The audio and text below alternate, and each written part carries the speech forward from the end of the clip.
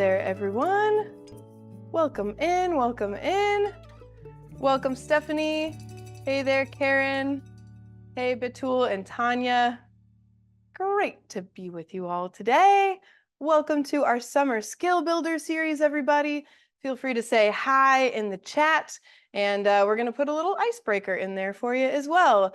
We thought we'd do a fun summer icebreaker while we're all getting in, getting settled. What's been the best thing you have eaten this summer?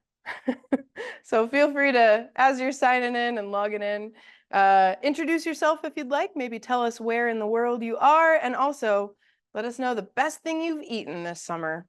I had some pretty great froyo last week. Pretty cool. So let us know in the chat. Who are you? Where are you coming from? And what did you have that was delicious? Ooh, Karen had a crumble cookie, key lime cookie. Oh, I've heard of crumble. Is crumble the gluten-free one, maybe? Does that sound No, familiar? crumble is these really big, decadent cookies. The big ones. Yes, they're ones. quite large. They're not like plate size, but they're big, and they make specialty cookies like each week and everything. I love crumble cookie. I'm also a very big fan. Brandon says that crumble is life-changing, so I gotta get on the bandwagon. It was great. So if you're just signing in, welcome in, everybody. We're just coming in, getting settled for our second Summer Skill Builder series workshop today. And as we're all getting settled, we're introducing ourselves in the chat and saying something delicious that you've had to eat this summer. Ooh, Christy had an amazing lobster tail in Siesta Key. Oh, very cool. I cooked lobster myself once, and I have never made a bigger mess in my kitchen. Just salty, smelly water everywhere, just brine for days, brine dripping, brine on the floor. I think I did it wrong, to be honest, but I'm just gonna let restaurants take care of that from now on. Mark is in Colorado Springs. Nothing standing out food-wise in Colorado Springs. Man, all right, well, we'll take Colorado Springs off the list then. Ooh, Melissa made some homemade cinnamon rolls. That sounds great. Shout out from Northwest Missouri. Hey, Northwest Missouri. Excellent. Ooh, we had some melons straight from the garden for Rachel. That sounds great. Batul had a great kebab plate in Chicago. That sounds great. Yeah, I'd go there. Yeah, I'm down for kebab. Marley in North Carolina is really enjoying some queso birria tacos from the local tortilleria out here. That sounds great. Here for that. Oh man, we've got some great food recommendations. So if you guys want to go on a last minute trip around the country, you got some great food recommendations from everybody. That's great. Yeah, Matt says, I watched a lobster get cooked once, never quite recovered. I never really recovered from cooking one either. It was, it banged on the side of the pot. It was very upsetting. Again, not probably going to do that myself again. I just don't have the stomach for it. Maureen says there's nothing better than some Jersey tomatoes. Are the tomatoes getting ripe now? I don't have any in my, I don't have a garden actually, but if everybody's tomatoes are getting ripe, I know my grandma used to grow tomatoes, and then she would enjoy the first couple, and then it would just produce so many tomatoes. She'd be like tossing them to people out on the street, just like, take my tomatoes. I'd say we're getting close to that peak tomato moment. I feel like it's like August, when it's very deeply hot and we get those really heavy summertime rainstorms. Mm-hmm. So I think we're getting to the good tomato. We're in good tomato season though. So, and I'm in agreement with Maureen, like a Jersey tomato is a beautiful thing. Maureen says she's got so many tomatoes. Samantha in Iowa says she's got 5 tomatoes so far. So we're approaching peak tomato season, everybody. So watch your gardens.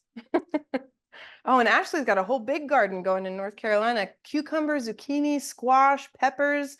Oh, that sounds awesome, Ashley. I'll be over for some salad. All right.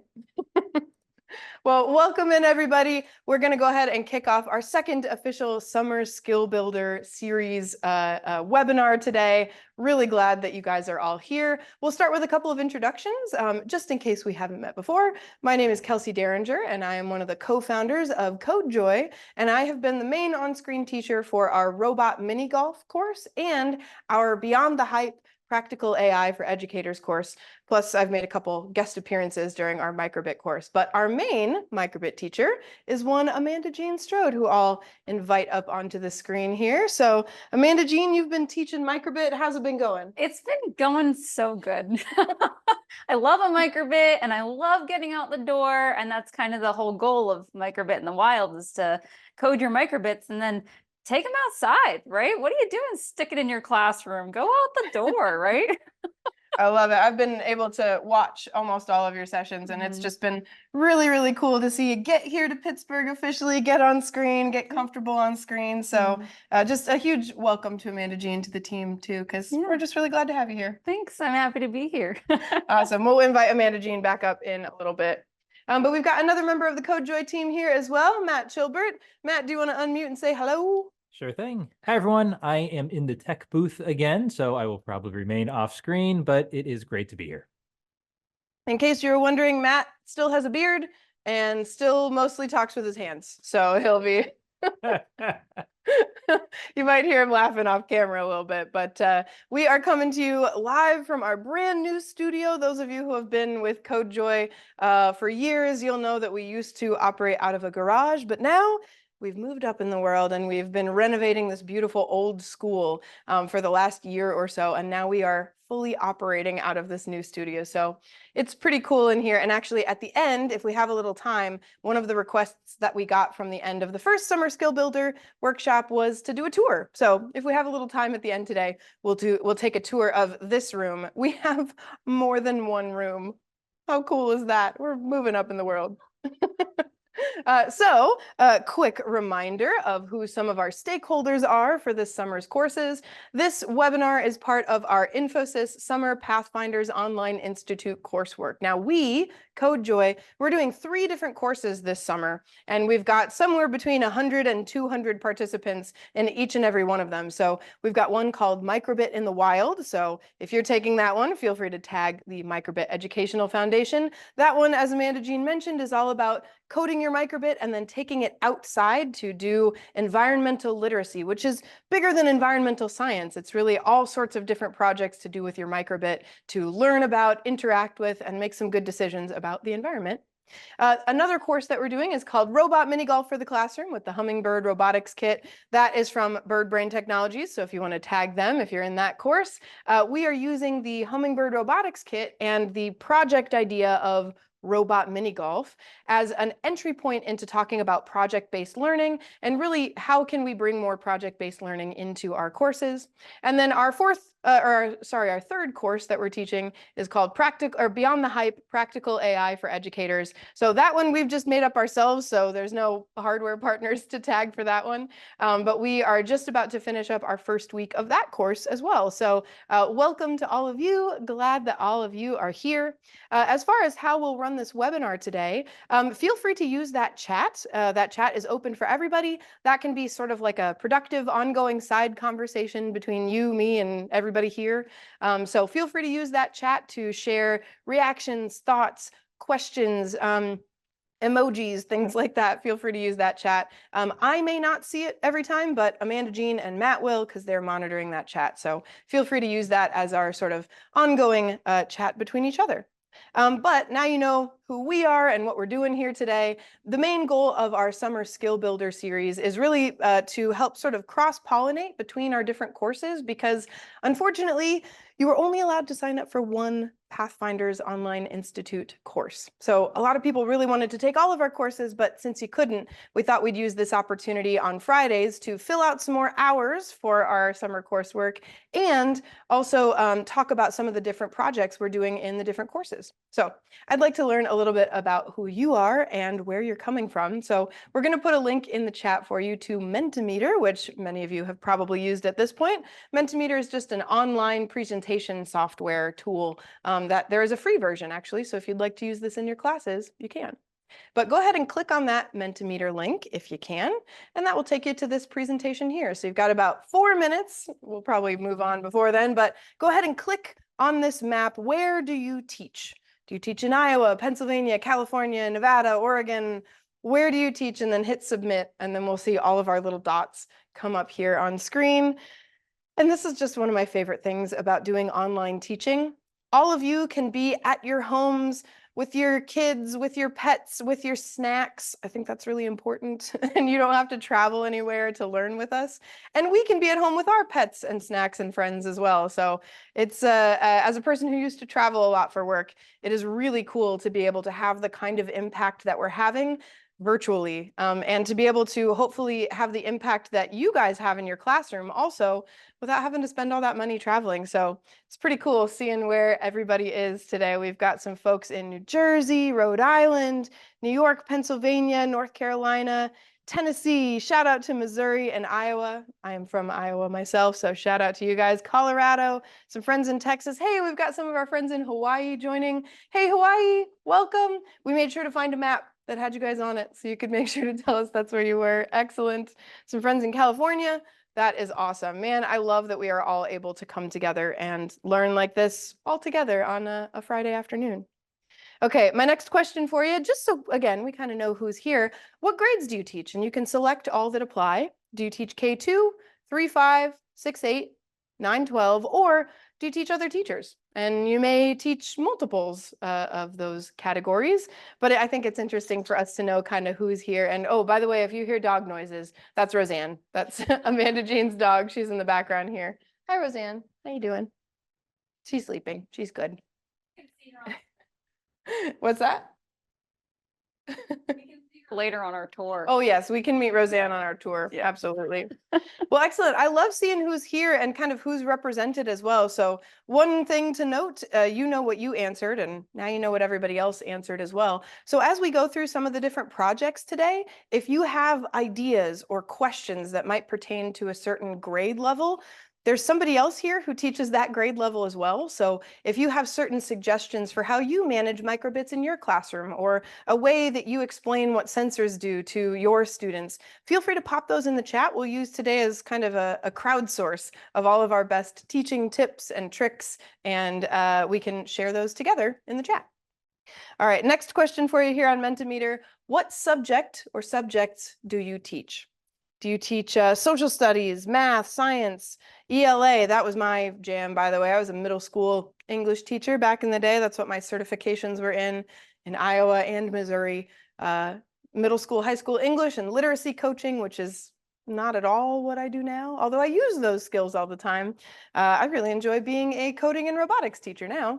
But looks like we got quite a few tech, STEAM, and CS teachers here, as well as some librarians and library media specialists. That is one of the coolest things, I think, about this summer's Infosys Pathfinders, is that they opened it up to public librarians, which is just so cool. It is really, really awesome that Infosys Foundation USA recognized that librarians are doing some of the coolest things in STEM out there. So welcome to all of our librarian friends. We're really, really glad that you are here with us this summer. We've also got some music and art teachers here, as well as some science, math, no social studies, world language, or phys ed teachers, but those folks are welcome too. So again, as we're going, if you have different ideas for how some of these projects might be incorporated into social studies or gym class, feel free to put those out there, because we're also recording this and we'll be able to share that out with folks later on YouTube. All right, so we've got 3 different courses we're teaching this summer. Which one are you taking? So we've got Microbit in the Wild, Robot Mini Golf, or Practical AI for Educators. I'm curious who we have or how many folks we have from each different course this summer. Looks like we've got a few of our AI teachers here, some mini golf folks, and some Microbit in the Wild. That's awesome. It's really cool to see folks from all of these different courses coming in. So as we showcase a project from each different course, we're going to ask for, hey, if you were in that course and did that project, what did you think of it? Or, and then we'll also ask everybody who's here, what ideas do you have to bring that project into your classroom? So we can kind of reflect as people who have physically done that project and as those of us who are perhaps just learning about it today. Okay, Have you started your CodeJoy course yet this summer? I assume most of us have. You've either haven't started it yet and you're getting ready to watch the recordings later on, or I think we've got a few AI folks who maybe haven't started it yet.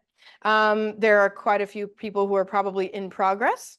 And then there may be some folks who are already finished with theirs. So cool. Looks like most of the folks here are partway through their learning this summer. Some folks haven't started yet, and if that's the case, welcome. We're really glad you're here. This may be your first time interacting with us, so just to reiterate, this is sort of an optional part of your summer learning, and we're going to be covering a little bit of content from all 3 different courses during this session here. Okay. Last question for you, and let me go ahead and reload this page really quick to ensure that you guys can respond. Let me reload that. Sometimes Mentimeter just decides that it's all done taking responses and I gotta reload it. So 1 second, I'll fix that up. Okay, there we go. Now your responses should be allowed. So if it says it's not allowing responses, just reload the page. You should have it now. But I'm curious, what are your goals for your own summer learning? And maybe they have to do specifically with the microbit or with AI. Or maybe you're like, I'm learning this summer so that I can take it back to my other teachers and share it out with them. Or maybe you are specifically looking for ways to engage girls or students of color. Maybe you're looking for I'm just looking for some STEM activities, just something to kind of freshen up my classroom. But for you personally, what are some of your summer learning goals? And I wonder, Amanda Jean, would you help me read some of these out? Of course. How about this one? Getting the big picture on AI. Yeah, I think I'm glad that that's your goal, because that's really what our goal is with that AI course, is really just to think like big picture. What is AI doing? What is it not doing? What can you do with it? What might you be able to do in the future? But we really want to focus in on, like, practically speaking, what is AI right now and what can you do with it? So hopefully you're in our AI course. And even if you're not, you'll be able to experience some AI activities with us during these Summer Skill Builder workshops. How about this one?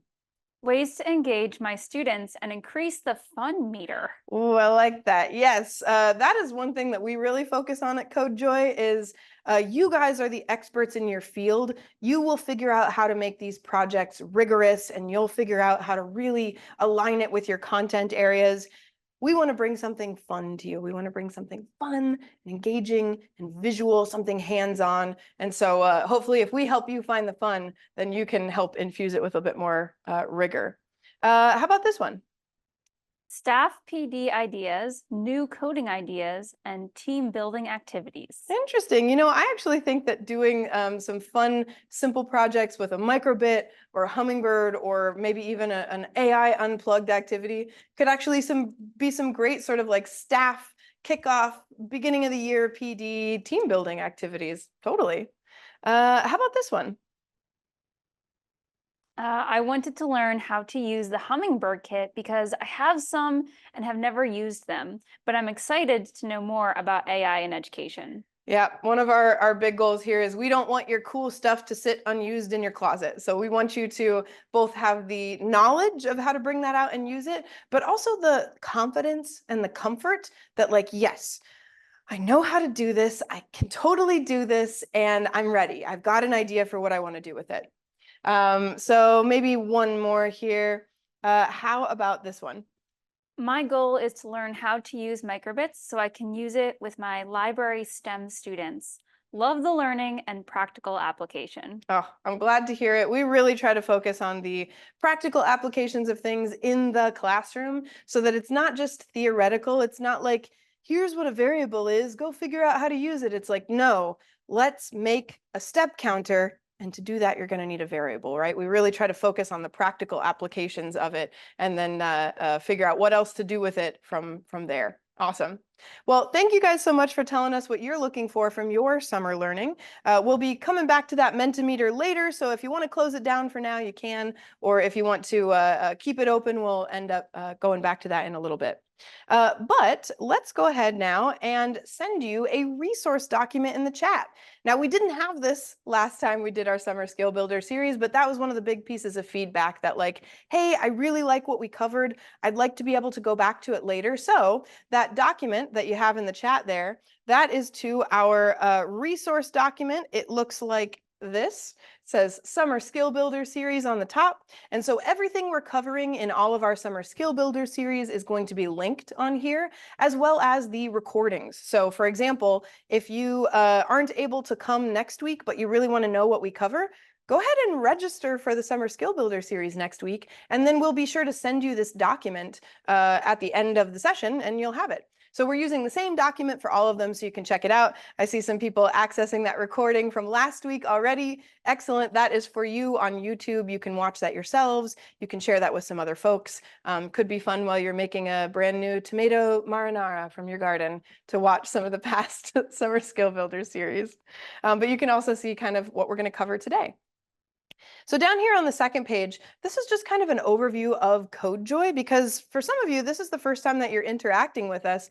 And we are a company, but we're a little different from a lot of other companies that you might have interacted with before. So I think it's worth just kind of giving you an overview of who we are, how we started, and what we do. So CodeJoy was started by me and Matt in Matt's garage in 2019, and we are really a virtual media company. So we're an educational media company, and we focus on live, interactive, virtual experiences for both kids and teachers as well. And how most of you have now interacted with us is through professional development. Now, we do a ton of professional development. We were just talking with Jasmine Florentine, who wrote the original Project Tricks curriculum with the microbit, which maybe some of you have experience with that. And she was asking us, like, how many teachers do you think you've taught Project Tricks to?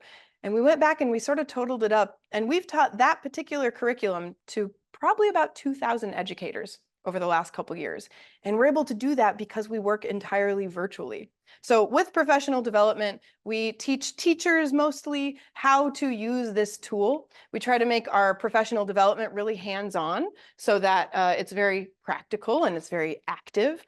This webinar today may or may not be hands-on for you. It might be a little bit more demonstrational, since this was going to potentially be a bigger group. And so we wanted to be sure that we could kind of keep things moving along. Plus, we didn't know what resources everybody would have. Some of you have microbits, some of you have hummingbirds, some of you have neither. So we wanted to be sure everybody could participate. But in our professional development, we do that PD on a number of different tools, which I'll show you in a second. But we work with a bunch of different organizations. So sometimes, like with Infosys Foundation USA, we work with huge national organizations. We've even worked with international organizations like UNICEF before, and taught teachers all over the world how to use various coding and robotics tools. But we also work with state departments of education as well. We've done some initiatives in Connecticut and Iowa. And so if you've got a state department of education that's looking for some scalable professional development, we could potentially be a solution. We also work with regional organizations, like here in Pennsylvania, the intermediate units here, or if you're in Iowa, the AEAs, or in New York, they're the BOCES, or in one of the Carolinas, they're the RISAs. You know, every state calls it their own thing, but it's the people you go to for your like bloodborne pathogens training, the people you go to get recertified with your mandatory reporter stuff. Those folks, they're often a great resource to offer professional development. So a lot of times those folks will have like lending libraries of stuff. So if they have a lending library of microbits, sometimes by us coming in and offering virtual professional development to an entire region, they'll see their library resources get checked out a lot more, because now teachers know how to use them and they're checking them out. But also, we also work with school districts as well. So if your school district is looking for some professional development, let us know. We can work with just a few teachers in your district, like 3 or 4 of you who are going to be doing this in your libraries, or we can even work with entire grades or entire schools as well. So if your school is looking for some good PD, let us know. We love working with school districts too. We mostly work with organizations rather than individual teachers, because we don't think you guys should be paying for your own training. You guys are community resources. What you know as a teacher, you share with those around you. And so we think you shouldn't have to pay for it. So we want somebody else to pay to get you trained. So if you want to connect us with anybody that you go get your training from, feel free to do that via email. You can always connect hello@codejoy.org or email hello@codejoy.org and connect us with anybody that you'd like to see us work with for training. But that's one thing we do is virtual professional development. But along with that, we also sell various types of hardware. So for example, we sell microbits. So if your school is trying to get more microbits for your classroom, let us know. We are resellers for microbits. We also sell the Hummingbird Robotics Kit from Bird Brain Technologies. That is another big one. If, as many of you probably know, Matt and I used to work for Bird Brain Technologies, and we kind of literally wrote the book on how to use the Hummingbird Kit in classrooms. So we really enjoyed teaching that one, as well as the Finch robot. That's also from Bird Brain Technologies. And that one, we also wrote many of the learning materials that go along with that one as well while we were at Bird Brain. And up till now, these have been the only 3 products that we've taught and the only 3 products that we've sold. However, we are expanding this year to some new products. So let me give you a little preview. This year, we are adding the Makey Makey. Have any of you used Makey Makeys before? Feel free to let us know in the chat. Have you used this little tool before? Do you love it? Because honestly, we love it. This was one of the first tools that I used as a coding tool, even before I got into hummingbirds and microbits. I agree, Sarah G. They are so fun. This little tool here basically becomes kind of a replacement for your keyboard, and it makes it so that you can really interact in fun ways with the code that you build. And so this fall, we're going to start offering professional development on Makey Makeys and selling them as well. So if you have those in your school, if they're sitting in a closet and nobody's using them and you really think they should, let us know. Perhaps we can help you out with that. We're also going to be working with the Chibitronics team and their paper circuit product here. So how about paper circuits? Have you guys used the paper circuit product before? It's pretty cool. We really like that. Basically, this is kind of a little sketchbook style. And it teaches kids about how to create circuits with like copper tape and LEDs and batteries and things like that. So for example, it'll teach kids how to create a simple circuit with an LED and a watch battery, and then it even gives some like templates that they can use, which is really cool. So this one is less of a coding tool and more of an electronics tool. It's really, really fun. And yes, in answer to the question in the chat, we sell all the different products from, or we will be selling all the different products from Joy Labs, as well as the backpack, as well as the CodeKey, all those different products will kind of makey and all the things that go with it, paper circuits and the things that go with it. And then finally, we're also adding Kubelets. This is from a company called Mod Robotics, but Kubelets is a pretty cool, fun tool. Kubelets works like this. So here I've got my a little light that comes on, and I can make it brighter or dimmer. These are an awesome tool that can potentially be screen-free. So it can be a way to teach robotics without actually having to have a screen available to you as well. So we're adding 3 new products, at least, potentially a few more than that, this fall. So if you're interested in any of those products, or you're interested in having your teachers learn about any of those products, let us know, because we're going to be teaching them this year. It's just really cool to be able to get out of the garage, because man, we can do a lot more stuff than we've been doing when we have a little bit more space. So those are 2 things we do: professional development, and we sell hardware. And then the third thing we do is interactive student shows. Now, have any of you attended, perhaps with your classes, our interactive student shows before? Have you come to those, or have your students attended them? We always host a few free student shows that are just open to the public throughout the school year. So if you join our newsletter, which is one of the things Amanda Jean just put in there, you can be some of the first to learn about those free student shows. Melissa says our students love them. Oh, I'm really glad to hear that, Melissa. But basically, the student shows that we offer are also virtual and interactive and live. And during these student shows, we teach kids how to code. They write some code, they send it to us through our website, and then their code controls our robots live. So in our professional development, you have the robot, we have the robot, we're teaching you how to use it. But in student shows, the kids don't actually need a robot.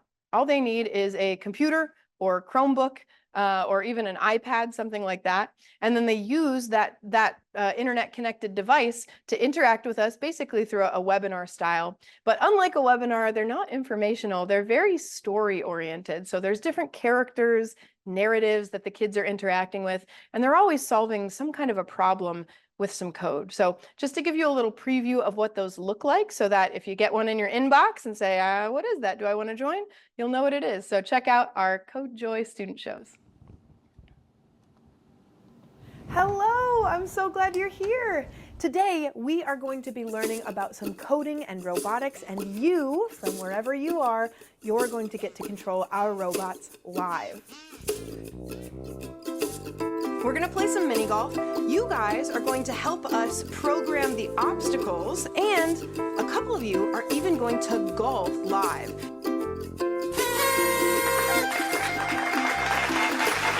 That's amazing! Now we've got some code here from Hannah that I'd like to take a look at. All right, Hannah, here's what your code looks like.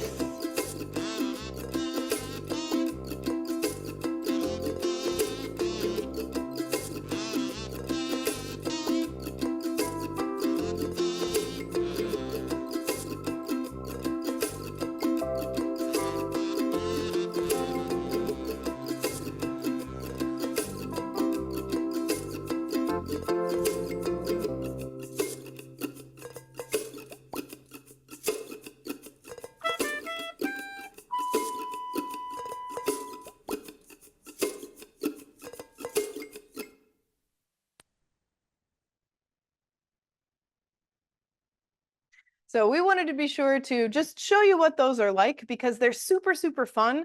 Plus, we're going to be offering some free ones this school year. And we've got 9 shows currently. Robot mini golf, robot aerobics, robot haunted house, things like that. But we're adding a new one this year. It's going to be called Robot Garden or something like that. And it's really going to help support this microbit in the wild professional development. So when you guys see a newsletter that comes out like new CodeJoy student show, be the first to sign up because we'd really love to do that show with you and your students. So that's what CodeJoy is, how we started, what we're up to, and something you can look forward to this year. But let's talk more about this summer. We're going to first focus in on our Robot Mini Golf professional development course.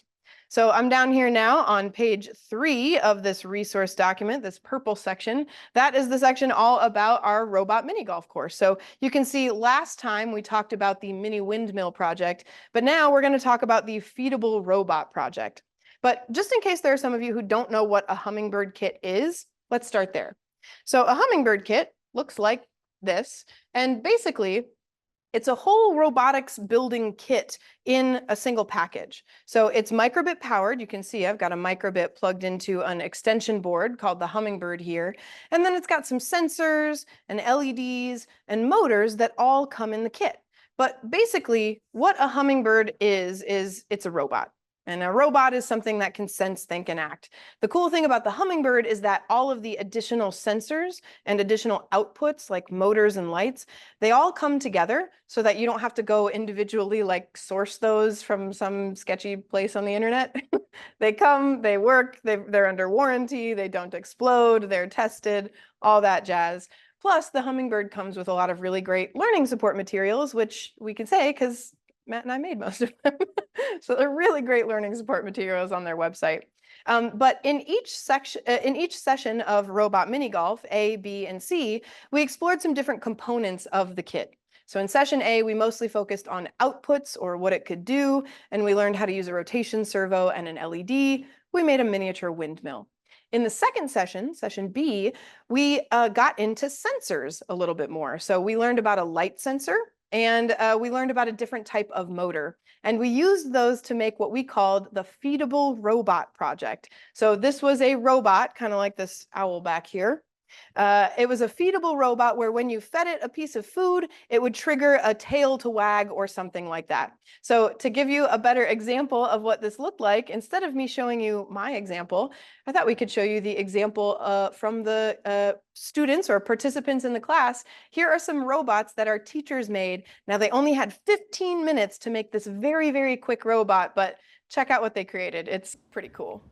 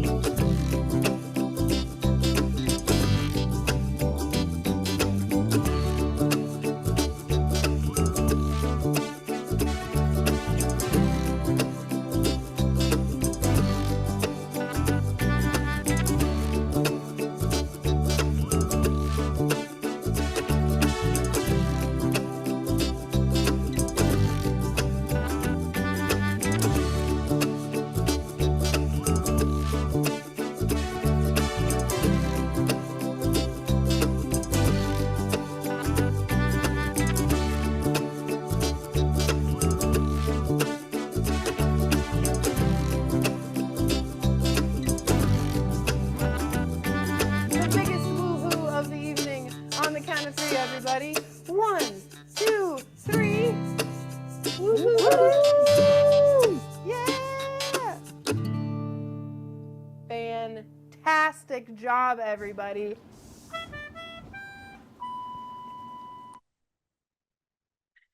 Exactly. Maureen says, "This is the hummingbird? Cool." Yes, absolutely. All of these projects that you see behind me here, all of these were made with the Hummingbird Robotics Kit. It combines basically all of the capabilities of a microbit, but with an additional breakout board and all of these extra things like motors and lights. Now you can make things move and light up. So one of the requests we got after last week's Summer Skill Builder series was to make it a little bit more hands-on. So I thought I'd show you exactly how we built this feedable robot, everybody. So in this project, they used a light sensor as their input, and then they used a motor as the output. Now the motor is, this is a position servo motor, so this is going to kind of move from 0 to 180 degrees. It's really great for making things wiggle, like say a waving tail or a wagging tail. It's really good for that. But there was another element that we introduced into this project to make this sensor a little bit more consistent, and that is an LED. So one of the things we've heard from teachers and experienced ourselves over the years is that, especially when it comes to light sensors, your students could build something in the morning and it could work great. But then as the light changes, as it comes through your window throughout the day, they could come back to it and try to showcase it in the afternoon, and it won't work the same. And that's because the light sensor is obviously sensitive to light. So by introducing an LED into this project, we can create a consistent light source that works no matter how bright or dark it is in your room. So I wanted to show you how to build that. So to make this project, we need sort of a couple of elements. The first element is some sort of face, like this little cat that I've made here, just a two-dimensional front piece. And then something that's going to wiggle, like a tail here, that's going to be another layer back here. And then we need some sort of treat or something like this little fish that I've made that's going to block the LED light from getting to the light sensor. And so the light sensor and the LED, those could get mounted just right on the back here, but we've come up with a clever design that we think makes this a little bit more accessible and makes the build a little easier. And that is to use a cup. So check out this little cup contraption that I've made here. So this is just a simple paper cup that I've cut a hole in either side of, and then I've attached an LED and a light sensor. And so rather than building this in front of you, I thought it might be cooler if I unbuilt it in front of you. So I'm going to deconstruct this thing so you can see how it works. So the important thing here is that your LED is going to point directly at your light sensor. So I need to get these things to stay in place here. So I just used some tape. I put a little bit of tape on the LED over here, which I'm now going to take off. You can see it kind of goes down the LED and then sticks onto the cup, but I'm going to take it off the cup, take it off the LED. And you can see without that tape how wiggly this LED is. So I needed to hold it in place somehow.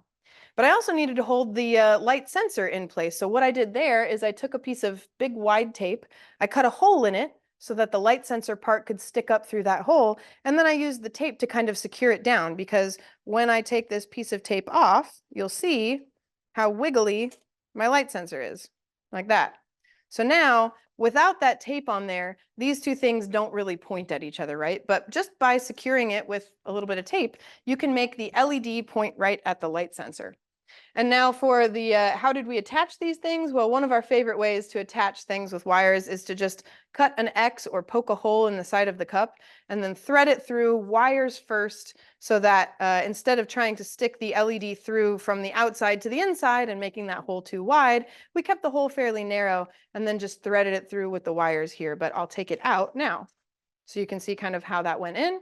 And then we did the same thing with the light sensor over here. We just cut a hole in the cup and then threaded it through wires first. But here are really the components that you need to make a very accurate or more accurate light sensor.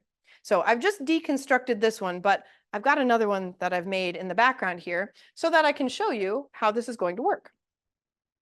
So I've gone ahead and hooked up all of my robotic elements here. I've got my light sensor and my LED secured inside of a cup here. And then I've got my position servo right over here. I've got all of these things hooked up to a Hummingbird kit. And then, you know, there's a bunch of different languages you could use to program your Hummingbird, but we taught this course in Snap. So I'm going to go ahead and pull up Snap off to the side here so you can see how I'm going to code this right now. So first, let's start with my motor. Let's make sure that my motor works and that it moves. I'm going to come to my motion blocks, grab out a couple of position servo blocks. And first, I'm just going to click on the block to see if that makes the motor move. Hey, it moved a little bit. And so when I think about how I want the tail of my robot to move, I want it to kind of wiggle back and forth. So maybe it can go from 0 degrees to 180 degrees all the way over there. Actually, my arm doesn't go that far, but you get it. So it could go from 0 degrees to 180 degrees. I'm going to have it start at 90 degrees, right up in the middle there. So it's going to start up at 90 degrees. That's where it's going to start. But then maybe I want it to wiggle from 80 degrees to 100 degrees. So it's only going to move about 20 degrees because that's how cats work. If it were a dog, it would move a lot more, but it's a cat. So I'll put 80 degrees and 100 degrees here. Just going to get all of this working. I'm going to code the whole thing first and then build it. So now 80 degrees is over there, 100 degrees is over there, maybe a little more. Maybe I'll do 70 degrees and 110. Let's see, 70, 110. Yeah, that's wiggling like I want it to wiggle. Okay, and then this will be back right in the center. Okay, there we go. So I've got my motor working and I've got the blocks that I'm going to need. I'm just going to kind of hold those up here. Now, let's get my LED working. So since the LED is going to affect the look of this thing, I'll drag out my LED block. I'm going to set this to 100% as well. And now when I click on it, my LED comes on. There it is. There is my LED, and I'll turn my light down just a little bit so you can see it better. Because what's the point of this LED? Well, we want the LED to shine right at the light sensor. And right now it's a little too low. So maybe I'll just kind of like adjust it a little bit, point it up a little bit. There we go. So now the beam from my LED is pointing right at my light sensor, which is going to make a much more consistent light sensor reading. Excellent. So I'll keep that as well. And now let's check out my light sensor. So the light sensor is in sensing. It's all the way at the bottom here. Here's my Hummingbird LED, or I'm sorry, my Hummingbird light sensor. And the cool thing about Snap is it has an active Bluetooth connection with the device that you're programming. So instead of having to download codes in between, you might notice that I'm just clicking on the blocks on my screen and then stuff is happening on my robot. So I'm going to do the same thing here. I want to see what that sensor is sensing.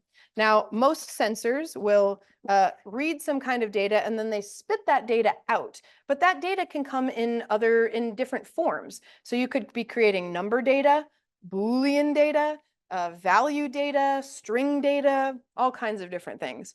But a light sensor creates number data. So it's going to read from 0, which is the darkest it can sense, to 100, which is the brightest it can sense. So let's see what this light sensor is reading right now.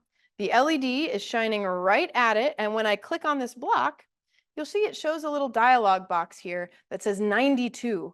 Now it can read from 0 to 100, so because I have a light pointed right at it, it's reading really, really bright. And here's the cool thing about this cup situation. If I cover this cup up entirely with my hand, if you turned all the lights out in your classroom, you could still use this sensor. When I click on it again, it's not getting any light from the lights in my studio, but it's still reading in the 80s because I have supplied a light source here. So the big topic that we chatted about in this session was how to use a sensor and make it consistent. So we're now creating a little system here where this is going to be consistent. So I'm going to, now that I've got all of my blocks out, all of my elements working, I'm going to go ahead and code this.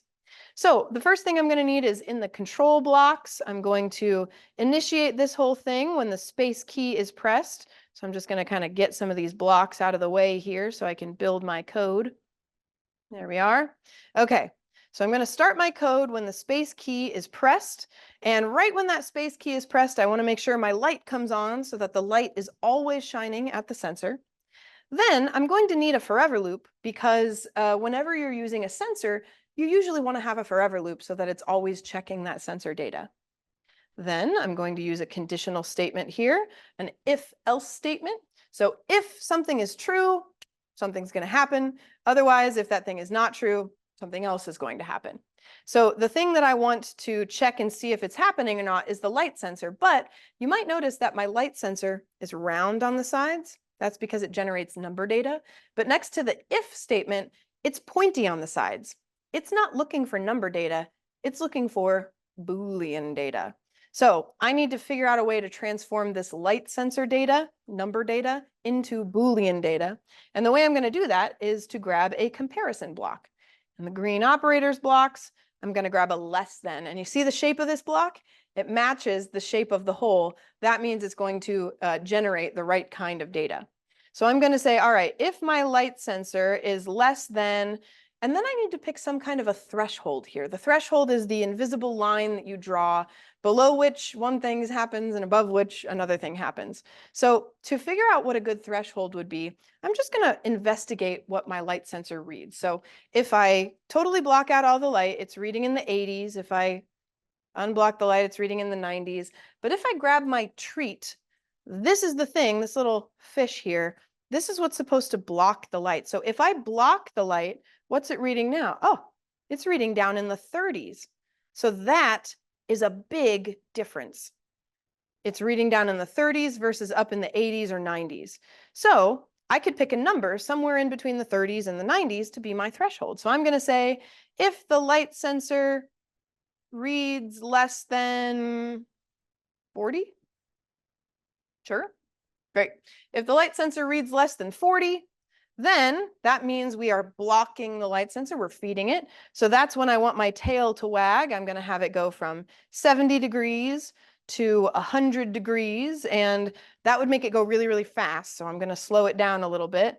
I'm going to give it a half second of wait time, 0.5 and 0.5 seconds. Boop, boop, there we go. So it's going to wiggle back and forth for as long as I'm feeding it. But otherwise, else, if the light sensor is not less than 40, that means nothing is blocking the light, it's not being fed, that position servo is just going to stay at 90 degrees. So let me click on my code here, or better yet, hit my space bar, boom. Now that code is glowing, and now I can test it out. So the motor is not moving, and now it is. When I pull that treat out of there, it's not moving anymore, but when I put the treat in, it moves. So this If you were in our microbit course, you probably built a code very similar to this when we were doing our compass activity. We used a conditional statement. Conditional statements, you use them all over in coding. They can do all kinds of things. In this case, it's making a motor wiggle back and forth when I block a light source. So this code right here, I'm now going to use to finish building my robot. So with that, I'm going to put on just a little bit of music in the background and talk you through what I'm doing while I finish building this robot. It'll take me about 5 minutes. Let's see. So I've got my cup. I've got my motor. Now I need to finish combining it with my parts of my robot. I've got a face and a tail here. So this is kind of the cool part of this. I want this cup to go behind the face. I'm just going to mount it on there like that, and I want the light sensor to be as close to the mouth as I can. So I'm going to kind of offset it a little bit, kind of put it over here off to the side just a little bit. And to secure that on, you could use hot glue if you wanted, but I happen to have some tape with me, so I'm just going to tape it on. There we go. A little bit of tape there. Maybe some more tape right here. There we go. Tear off that extra tape. Another one here.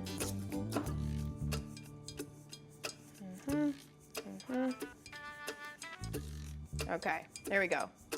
And once I've secured that on, the cool thing about using a cup on the back of this is that the cup makes it stand up. So the cup becomes the stand for this project. So there we go. Let's make sure this still works. I'm going to watch my motor here, and I'm going to block the light. Let's see, which side is the sensor on? That side over there. There we are. It's not quite blocking it. There we go. Okay. I have to hold it in kind of a special way, but if I put it in and tilt it up, it blocks it. Okay. So that part is built. Now I just need to add the tail on. So adding the tail is super easy. I'm going to take my servo horn and I'm going to end up putting it on like this so that the motor is mounted to the back of the head like that, and that the tail is going to be back here. So from the front, it'll just look like this. From the top, there will be a motor mounted there. So I'm going to take my servo horn, I'm going to put this down as low as possible, and I'm just going to tape my servo horn on by the little arms here. Now I don't want the tape to be shown, so I'm going to kind of hide it like that, tear my tape. It doesn't need to be pretty, nobody's going to see this part. This is one thing we talk about a lot when we're building with robots. It doesn't have to be pretty, it just has to work. You can make the pretty one next time. So now I need to mount this motor on here somewhere back here. Now if I had a hot glue gun, I could just hot glue it right on there, but I don't happen to have one with me today. So instead, I'm just gonna challenge myself to only use tape. Taping this motor on. Put some more tape over here. There we are. Okay. And you know what? Just to make sure it's real secure, I'm gonna do it again. I'm gonna leave that part free so it can move. There we go.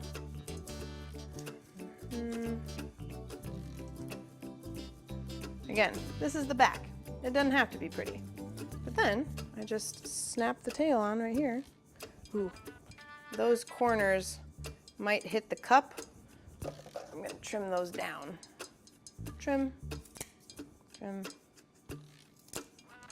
There. There we go. So now, when I put this up, here is what my robot looks like.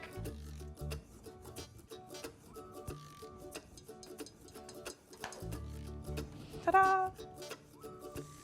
And when I run my code, set my hummingbird here, when I'm running my code still, and when I block the light sensor with my fish, the tail wags. So there we are. This is my feedable robot. When I feed it, the tail wags like this. Where is it? There it is. And when I don't feed it, it doesn't wag. So that was a little overview of our feedable robot project. And there's tons more information about that project, some tips, tricks, and even that overview video, that highlight video in your resource document here. So there's a close-up and a how-to on how to make that cup. And then there's some different views of our original cat there. Plus there is a screenshot of the code that I just built. So that project was a really fun, like quick project that we did during our session. And it was really just a way to kind of practice some of the concepts we learned about sensors, conditional statements, things like that.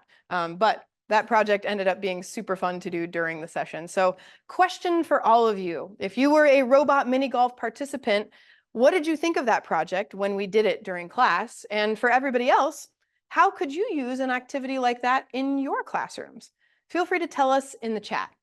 What did you think of this project if you were a robot mini golf participant? And if you weren't a robot mini golf participant, what would be your content connections or your classroom integration strategies with a project like this? And I'll bring my cat on.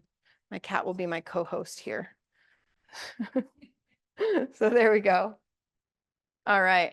What are they saying in the chat? They're saying, it was awesome to see all the creativity that was shown, says Meg. It was fun. I really liked the rapid prototyping part, says Sarah. Yeah, that became a really important part of the course, was to do a quick, messy, rapid prototype during the class itself, and then to give participants time after the class between session A and B to go spend as much time as they wanted to do a variation on that activity. So I think it helped people be a little less precious about what they were creating live. It got them just kind of like getting that working and thinking through what they might encounter as far as problems while they were working on it at home. But then they had unlimited time in between session A and B to continue working on it. Haskins says, I really enjoyed seeing the variety of different responses. Maureen says, I think my kids would love this and they can be as creative as they want to tie in with art. Absolutely. Karen says, it took a lot less time than I would have thought it would. Yeah, when you see a beautiful, artistic, amazing project like this, you might think, oh, Kelsey spent all day on that. Nope. Kelsey drew 2 versions of this cat. The second one was slightly better than the first one. And then it took about 5 minutes to code and 5 minutes to put together. Now, that's partially because I've built a couple of these before. But even with troubleshooting, the first time you build one, it just doesn't take that long to make a really satisfying project. I could use this for my maker club, says Christy. It's something that could be done in a single class period. I'd say especially with sensors, you might want to allow like 2 class periods just because there's always a little bit of troubleshooting that happens with sensors, with different understanding that conditional logic, changing light in the classroom, things like that. So you might want to give yourself a couple class periods, but it doesn't have to take a whole month. You know, some projects can be pretty simple. A great way to show short projects. Yeah. Rachel says, my middle schoolers would love to see this as a silent intruder alarm. Absolutely. You could take a code just like what we built here and make all kinds of different things with it. It would make a great STEM showcase for students, says Marley. And Natalie says, you know, I wasn't a participant, but I love the thought of having students build a shark or a fish or a sea animal during our summer enrichment under the sea program. That sounds awesome. I think literally kind of like this is just a facade on the front of it. Instead of a cat with a tail, this could be a shark that goes dun dun dun dun dun dun, or it could be one of those anglerfish with the light on its, you know, it could be all kinds of different things. The same exact logic and pretty much the same code that we used to build this one to make a position servo move, you could change that position servo out with any other output from the Hummingbird kit. Absolutely. Well, I'm glad that this brought up some great ideas for all of you to use in your classrooms. We've got 2 more project showcases that we'll do from the Robot Mini Golf course over the next couple Summer Skill Builder series webinars. But with that, we're going to switch gears and talk about one of our other courses, the microbit in the wild course. And to talk about that, I'm going to invite up Amanda Jean Strode, and I'm going to take my cat with me. All right, you ready, Amanda Jean? I think so. Thanks, Kelsey. All right. Hi, everyone. It's so great to see all of you here at our webinar. My name is Amanda Jean Strode, and I'm the Director of Learning here at CodeJoy, which is really great. I'm also a longtime classroom teacher, and I've been using microbits and also hummingbirds with kids in all kinds of ways for a really long time. I'm a big fan of all of these tools. So we are doing our other course with me during our sessions last week, this week, and the coming week for microbit in the wild. And the whole goal of our course is to get adventurous and exploratory with our microbits and take them outside, right? Now, some of you might not be familiar with a microbit, so I thought I'd just start off with what a microbit is and kind of how it works. So let's zoom in here, switch things out. I'm gonna move everything around. We have 3 courses worth of stuff on this desk. A lot of things to share with all of you today. All right, let's take a look here at our microbit. All right, so the microbit is a really cool, amazing tool. It is a pocket-sized computer. And a lot of people call it that for good reason because it has some of the same things inside that a computer does too, like a processor and memory, right? But there are some other great things about the microbit, some interactive pieces like buttons and LED screens and different sensors. So it can do a whole lot in a really small package. Now, we're using this tool in our microbit in the wild course, ideally to kind of get out the door, right? That's our ultimate goal. So we're doing projects like last week in session A, we did data collecting and data analysis. And this week in session B, we're doing more outdoor interactive projects, which is really cool. Now we are inspiring a lot of our projects by different explorers and scientists and naturalists that we know of from in the past and in the present. So we have a scientist to share with all of you today. Our Explorer Spotlight for all of you here is John Muir. Now, John Muir is the father of our national parks. He was also a very good friend of Teddy Roosevelt's, and he lived from 1838 to 1914. He was a conservationist and preservationist, and he was a master communicator. A lot of his writing was very poetic, and he used it to influence public opinion and policy. He said, of all the paths you take in life, make sure a few of them are dirt. And so we are taking some inspiration from John Muir. We want to get you out the door. So the code and the project we're going to share with all of you today is a step counter, right? What's better to take on a walk through the woods or just outside in general than a step counter like a pedometer, right? So to get ourselves started on this project, let's go ahead and switch over here, moving my things around.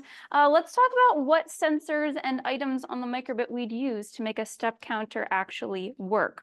So we take a look at our microbit from this idea of inputs and outputs. The microbit can do a lot of things. The things that go into your microbit are sensors, and the sensor we'll use in this code is called an accelerometer. Accelerometers are really cool. It's a sensor that senses motion or movement of some kind. So your microbit will see that motion and movement, the accelerometer input, and the code that you write tells the microbit what to do with it. In this case, the output will be your microbit's LED screen, where you will see how many steps you take come across your microbit screen. Pretty cool, right? Now from here, we're going to get ourselves set up to do that step counter.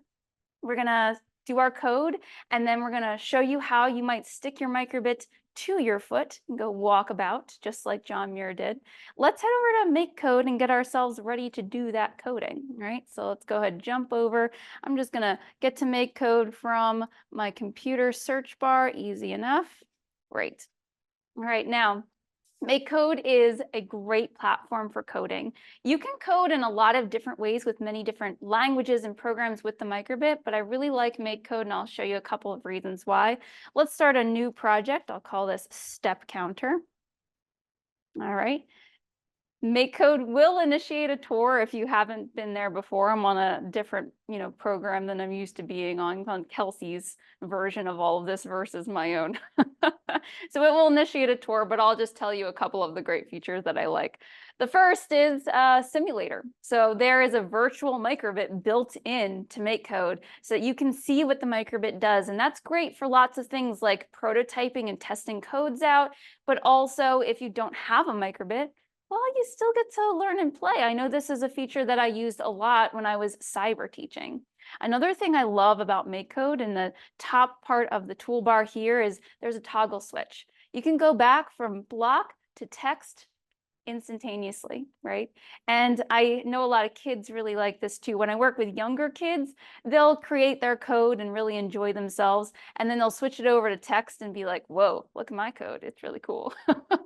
But when you're working with older kids too, a lot of high school students that I've worked with before have told me that they will do a lot of their coding here in text, and then they'll switch it back over to block when it's time to debug, because it's easier to tell what the problems are when you're looking at your things and your code in a more visual format. So it's pretty cool. Now to code our step counter, we got to start off here with our input. And the input we're going to use, that accelerometer, has a really fun block that we'll start off and play with. So let's open up the inputs category, and I'm going to grab the second block that I see here, the on shake block. All right. Now, this block uses that accelerometer sensor to recognize gestures and movements that the microbit can do, which is really cool. So if I have my microbit coded with this block, it will notice whether I physically shake it or I tilt it left to right. So let's try that out and do a couple of these gestures and see what they look like. I'll start off with on shake, and we'll put an output in, something that will happen on the microbit so I can recognize that the shake has happened. Let's go ahead and use a show icon block for now just to see what it looks like. I'll make my shake be a heart, and why don't I go ahead and do another one of these gestures just to see. I'll duplicate the whole block by right-clicking on it, giving me that option. Pick a different gesture. I'll do tilt left, and I'll make this one a different LED. Let's go with a turtle. All right. So I'm going to go ahead and get myself plugged in and download this to see what it looks like.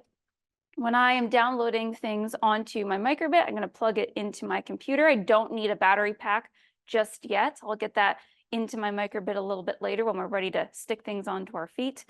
And we'll go ahead and download this code and see what it looks like. All right, I'm going to connect to my device. Now, I talked a bit about things I like about MakeCode, and this is another one of them. There's a lot of ways that you can get the code that you wrote on your screen to go to your microbit, but this is my favorite. It's pairing process. It walks you through all the steps. It says connect your microbit to your computer. That's great. I'll hit next. Then it tells me a pop-up window will appear. Well, I'll connect my microbit to the browser itself. So I'm ready to go do that. I'll pair it. And then there's the microbit that I plugged into my computer. I'm going to click on it, connect it, and if everything goes well, then I should get, there you go, smiley faces and rainbows. Great. And once things are connected, I see my download button down here in the corner has a microbit logo. And that means I'm ready to get these codes onto that microbit. So let's go ahead and download. The first time you download onto your microbit might take a little extra long because MakeCode also updates the firmware of your microbit as it downloads, which is really cool. It's always keeping everything nice and up to date, which is really nice. All right, so now I should see if I shake my microbit. Ah, look at that, I have a heart. Let me adjust my light a little. There we go. And if I tilt it to the left, there we go, I see a turtle. Now, this is just some of the playing that you could do with these different gesture blocks and this accelerometer.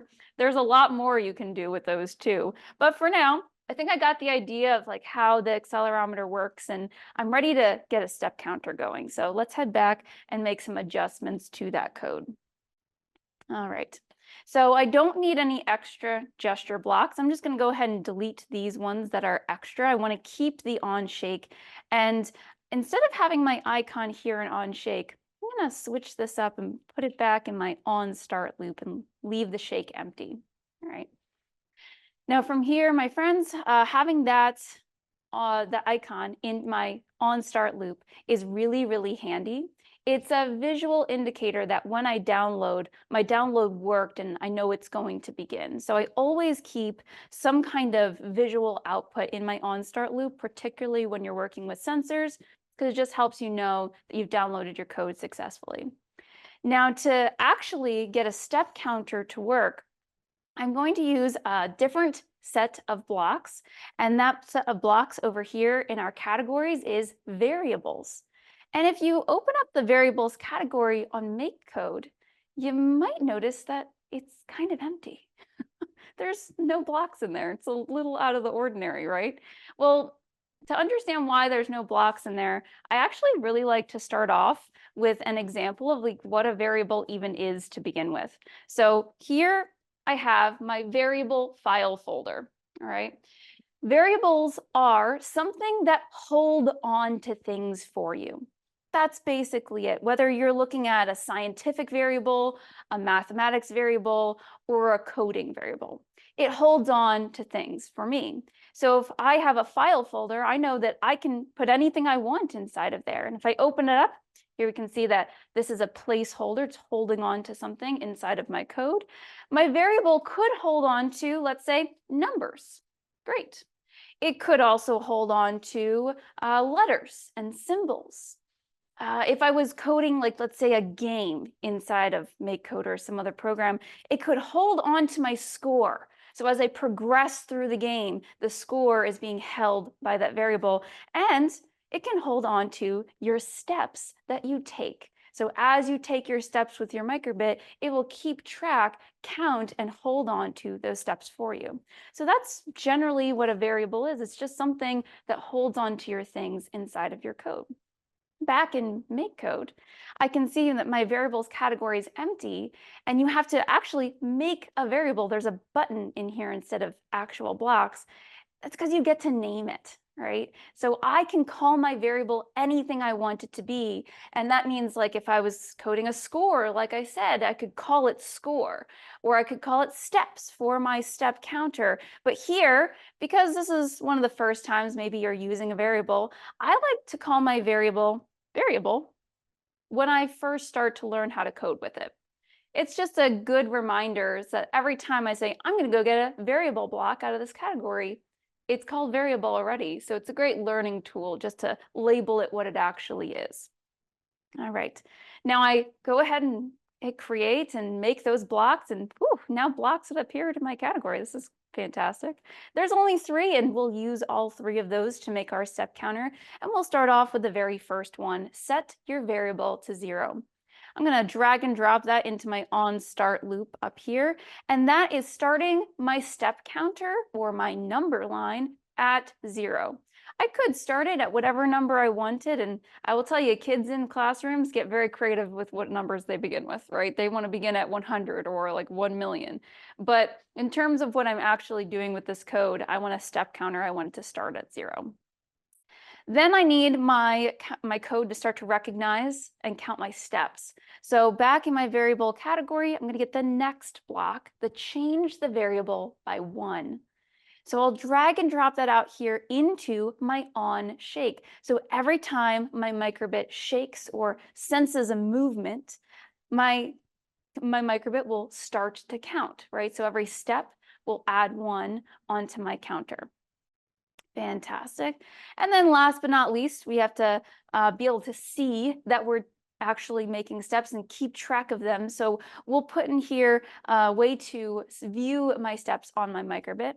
With my basic blocks, I have some great outputs that I could use. The first one here is show number. Let's use that. Stick it in our forever loop. And I don't want it to just show that number 0. I want it to show my steps. So in your variable category, you're going to get that very last block, the only one we haven't used yet, the variable block, and stick that into your show number. Now, the way that this code is set up, every time I step, it will count that step and it will start my number line or my count at 0. And I'll be able to see that scroll across my microbit screen as I go. All right, so let me get myself set up here for some downloading. Switch some things out of the way, grab my microbit. I've got my microbit plugged in and no battery pack just yet. I like to leave the battery pack out of the way until I'm ready to get portable and moving. And I'll download this code and just see how it works first. Great, I saw a smiley face. That was my indicator that my download worked. And it starts with 0, just like my on-start loop says it should. Every time I shake my microbit, it begins counting up my variable by 1. Ah, that's great. All right, now friends, from here, the goal is to make this a full-on step counter. So I'm gonna share with all of you my favorite way of getting my microbit actually on my foot. All right, yeah, adjust my camera here just a little bit and switch things over. All right, so if I wanted to stick my microbit to my shoe, you could use a lot of things. You could use, a rubber band. I know a lot of people have this hanging around in their classroom. This one's just from vegetables, from things that I bought at the store. You could use a string, right, and attach your microbit onto there. But my favorite way to attach a microbit onto my shoe is actually tying it to the laces. So I would plug my microbit in. There we go. I would literally tie it to my foot on my laces. There we are. And then I just stick my battery pack. I usually will shove it in my sock, or it fits pretty well in the spot on the side of your foot next to the bump that's on your foot and your shoe. Great. Now, the way that my code is currently set up, every time I step, my microbit is going to count 1 step.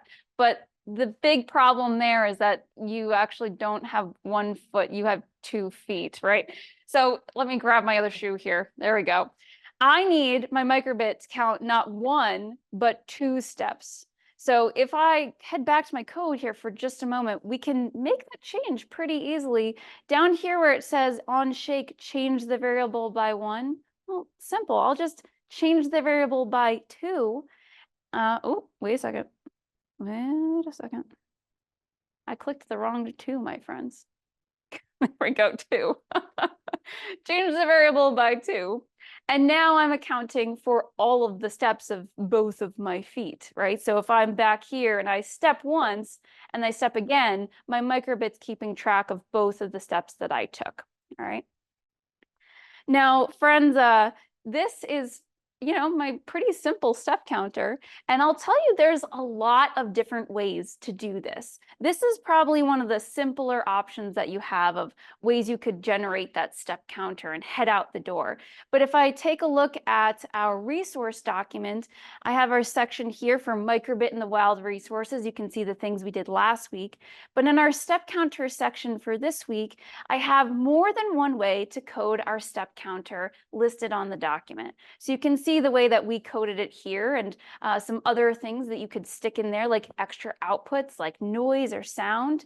But you can also see the way that the Microbit Educational Foundation decided to do that code too, in 2 different ways. They've got their simple step counter and they've got their sensitive step counter, which I can tell you, having practiced with it, is very sensitive. It really works better than you think it's going to.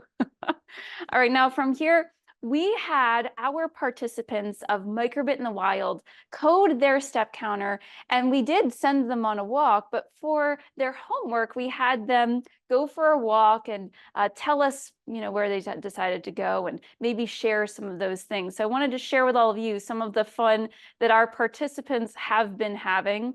Here's our first example. This is Judy Bowling from Liviona, Michigan, I believe. And there's Judy sticking her microbit to her tennis sneakers and heading on a walk somewhere. I don't know if she went out the door or not, but she's got the microbit stuck in her shoe. This is one of my favorite things to see is microbits stuck in people's shoes. It's just very unexpected and thoroughly enjoyable. Another example that we have of someone who started doing their homework and stuck it on our Padlet, which I believe you have access to our Padlet on our learning document, but this is Tanya Churchill from Holly Springs, North Carolina. And Holly stuck the microbit to her foot, and then she said over here, I took 686 steps walking around my yard, picking up dog toys so that I could mow. And then while she was at it, she also fed the chickens, leftover, things from the kitchen, and the birds were particularly happy, and she gave us some great pictures of, microbits and chickens all in the same place together. Pretty delightful, right? You didn't expect to see chickens and microbits in the same place, but man, they work really, really well together. And then last but not least, we have one more example, and this is one of my favorites. I really enjoy this one. One of our participants, Jen Batista from Rancho Cucamonga, California, decided to do the step counter, but instead of sticking it to her own foot, she decided to stick it to the dog and go for a walk. So you can see there's a lot of really fun things that you can do with that microbit, a lot of ways you can extend it and take it outside. It doesn't have to stay inside your classroom. So my friends, let me just check in with all of you and see, for those of you who are actually part of Microbit in the Wilds course, what did you think of this activity? Did you enjoy doing the step counter with all of us? And maybe tell us, what you're doing for your homework. Where are you going for your walk, or where did you take your log of your feet on your walk? And for anybody else who has not had the opportunity to take Microbit in the Wild just yet, what activities does this bring up for you? What does it inspire for your curriculum in your classroom? Let's hear those ideas in the chat. Let's see. Marianne said microchicks. I feel like that should be like a real thing. There's a lot of microbit resources and extensions. The microbit itself is part of what we call the microbit ecosystem, and there's actually over 280 different accessories you can add on or extend the microbit to do all of these things. And a lot of them are called things like the weather bit, or like the micro car, or like they take part of microbit's name. I really love microchick. I feel like that should be a real thing. All right, so Natalie said, love this activity. Going for a walk later with my hubby to our beautiful community lake around the corner, and look forward to sharing our results soon. I am looking forward to that too. Make sure to take a picture of that lake for me. Oh my gosh. I definitely could use a little bit of like summertime water in my life. That would be great. Rachel said, my walk will be around my garden and yard tomorrow. Sounds delightful. Hopefully the weather is perfectly good for that. Not too hot, not too cold. Marley said, I'm planning to walk around my neighborhood. My step counter works better when I'm walking on harder surfaces. So that's pretty cool. There's a lot of ways to extend the activity too, and just playing and seeing how accurate the sensor is. We had our participants, when we first downloaded our step counter, and we actually sent them on a walk in the middle of class. I asked them to not only count their steps, but then compare that to the microbit. See, is it counting the steps the way that I think it's going to? How does it work best? Where on my foot or my sneaker does the microbit work better? So there's a lot of cool ways to think that through. We'll do one more here. Lisa said, in the course, I took it along with me this AM for my walk, and attempted to calibrate with my real Fitbit. So like those things that can actually track your steps. And it was off by half. Well, that's okay.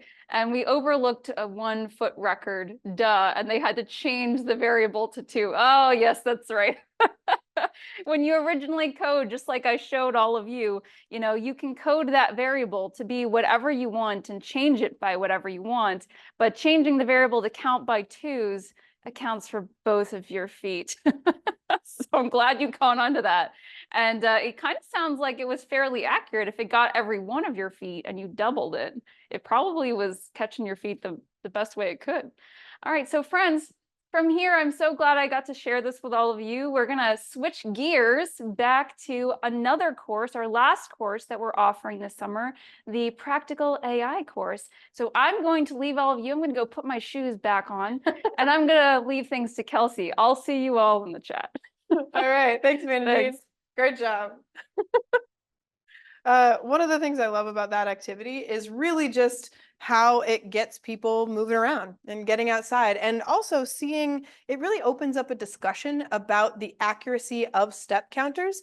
If you ever end up looking into the history of step counters, how they were created, where the first ones came from, how accurate different versions of them are, I think you'll actually find that the microbit is kind of on par with some of the more with the sort of majority of step counters, which is kind of cool. Oh, this is interesting. Rachel had one more idea. She says, I'd love to use this with my students and compare strides between boys and girls and compare taller students, shorter students, etc. So have them walk the same distance and see how many steps it takes them. I think that would be a really interesting use for data collection, Rachel, and you're getting some woohoos in the in the emoji department. That's great. Okay, so our third and final course that we're teaching this summer is our Beyond the Hype Practical AI for Educators. And we are really focusing on 4 different things to do with AI with educators. First, we just want to get folks using AI a little bit more, getting more comfortable with it, using it for personal use.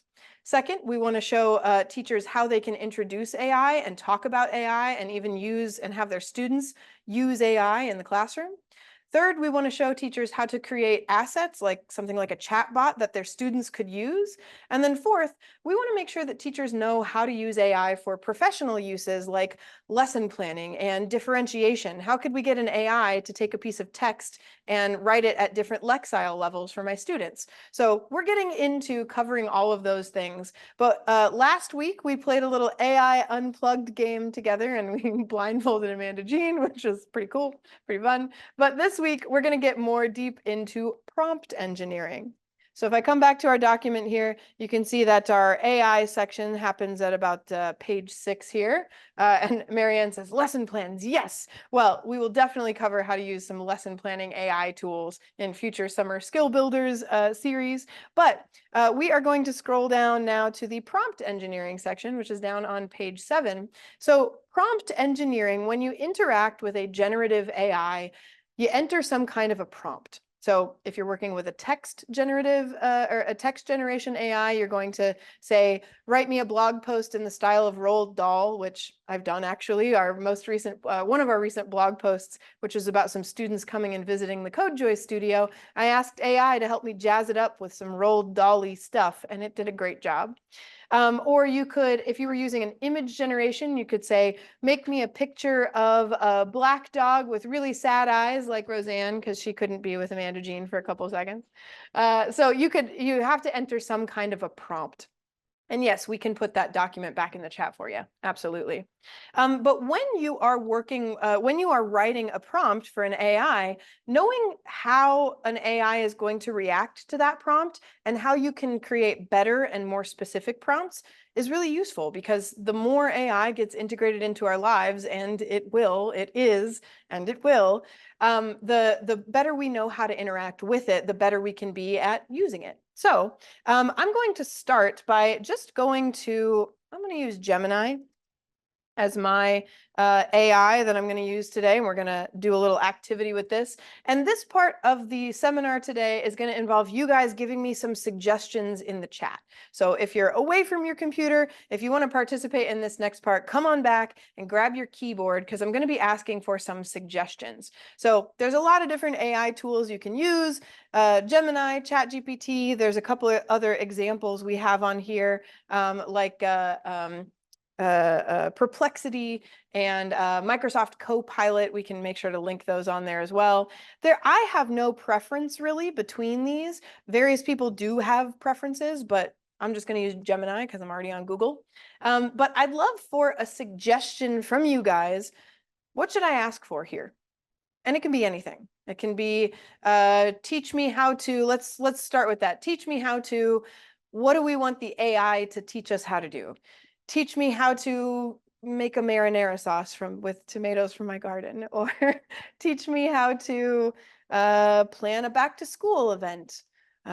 Teach me, one of them in one of the sessions we did, teach me how to do laundry. And so we kind of played the role of a freshman who had never done laundry before.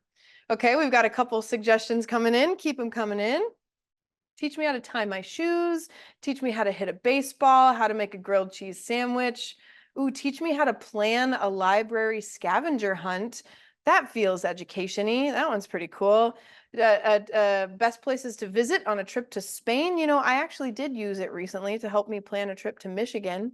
It was really useful, but let's keep it education-y and let's do a library scavenger hunt, Stephanie. Cool. All right, so I'm just going to start by putting in a really general prompt. So I'm going to say, help me plan a library scavenger hunt. And I also want to point out typing in front of people is one of the most like nerve-wracking things we can do. So if I spell anything wrong, assume that I know how to spell it, but my fingers didn't cooperate. Okay, help me plan a library scavenger hunt. And I'm just going to start with a really general prompt, hit enter, and see what it says. It says, let's build a library scavenger hunt. Library scavenger hunt is a fantastic way to introduce people to the resources and layout of the library. Choose your audience, age group, goals. Notice here, it's actually asking me some questions, which is interesting. Are you focusing on familiarizing them with the library layout, research skills, specific resources? This thing where it is asking me questions to get more specific, we've been working with a couple of AI education experts, including Aaron Maurer, who is a teacher, and he works at one of the AEAs in Iowa. He's been teaching AI to educators for about 5 years. And recently Dr. Rochelle Dene-Poth, who's been teaching AI to educators for about 7 years. This feature where it's starting to ask me questions, that's going to come up later on. AIs didn't do that like 6 months ago as much. So they are learning from us how to interact with us, which is pretty fascinating. Okay, then it says plan your hunt. Here's some content. They could do a physical find, a research challenge, a creative challenge. We can craft some clues for our students. We could make a sheet. I guess we're going to design a sheet, consider some prizes. This is pretty thorough. Oh, look at this. It says elementary scavenger hunt. We didn't even tell it that we were doing this for kids, but I bet we are because we're teachers. And it's saying libraries. Libraries happen in schools, so it's giving us a couple different ideas. So with just a very general prompt, it gave us some pretty good ideas. It gave it in the format of bold headings and bulleted lists. So this is just like basic using AI, just put in a prompt. If you haven't tried this before, maybe you want to try this even now while we're doing this. Open it up on another screen, open up Gemini or ChatGPT or Microsoft Copilot, something like that. We put those in the chat, so if you want to open one of those up and try it, maybe you will actually get different responses from what I'm getting. But when we talk about prompt engineering, so just typing in a basic prompt, you can get some great stuff from AI. However, the more specific your prompt, or the more thoughtful your prompt, the more creative your prompt, the better or more creative answers you will get out of an AI. So we've borrowed this framework here from a man named Dan Fitzpatrick. You can check out his website there. He calls himself the AI educator, and he's got a lot of great resources. He has brought himself from zero knowledge to a lot of knowledge, so it's kind of fun to follow that. But he calls it the prepare framework. Now, there's a lot of different frameworks out there. Everybody and their brother has, this is how you should use AI. But this guy's pretty good. It's an acronym, prepare. So create a prompt, give it a role. So give the AI a role. So for example, maybe we would ask the AI to be a parent who's helping me plan this, or be a co-teacher, be my favorite teacher friend, be my closest teacher friend. We could give it all sorts of different prompts, a role that we want it to assume. We can ask for more explicit details, give it different parameters, and then these three, ask, rate, and emotion, those actually can potentially come afterwards. Now, what I did in our AI courses is I was having folks help me prepare or re-engineer this prompt all at once, but I got a tip from Aaron when we were teaching this last night to maybe do it just kind of one at a time. So we've got a prompt, which is help me plan a library scavenger hunt, but let's give it a role. So I'm going to come back to Gemini and give me some suggestions in the chat. Instead of this being an AI talking to me, what role should we give this?